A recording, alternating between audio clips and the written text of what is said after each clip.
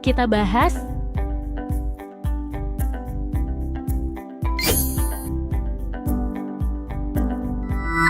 Halo Sobat Gen, gimana kabarnya? Semoga semuanya masih semangat ya buat belajar karena SNBT UTBK udah semakin di depan mata nih, jadwalnya udah beberapa minggu lagi nih.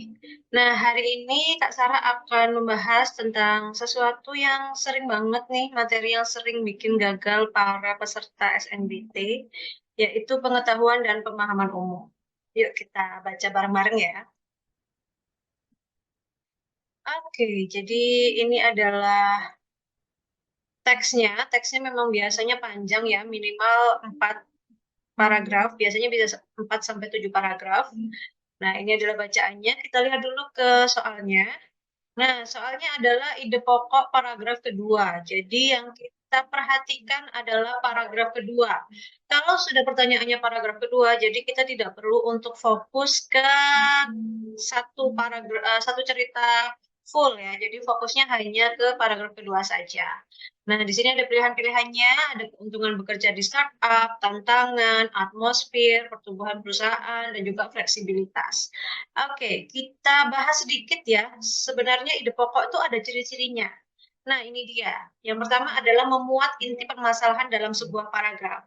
Jadi, biasanya ide pokok ini harus mencakup secara keseluruhan inti permasalahan yang dibahas terus-menerus di dalam sebuah paragraf. Dan juga yang kedua adalah dilengkapi dengan kalimat pendukung dan penjelas.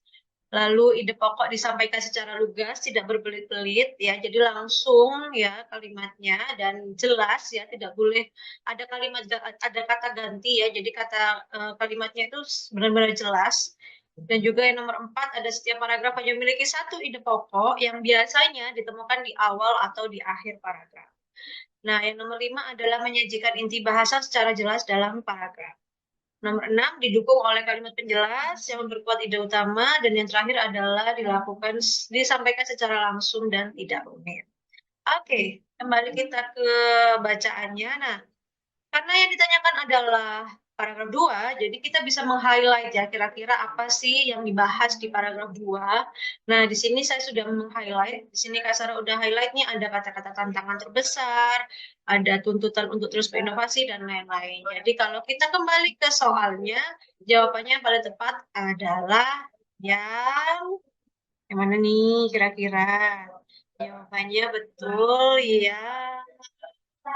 B ya, karena ini tantangan bekerja di startup ya. Jadi hati-hati jangan sampai terkecoh ya, harus teliti dan juga kita lihat kata kuncinya. Kalau hanya di paragraf tertentu berarti kita fokus aja ke paragraf yang ditanyakan.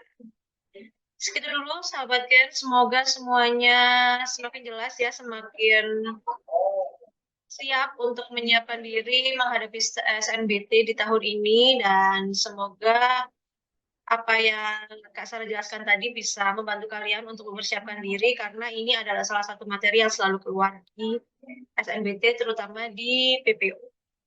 Sampai ketemu lagi. Bye-bye. Gramedia Edukasi, sahabat kamu belajar.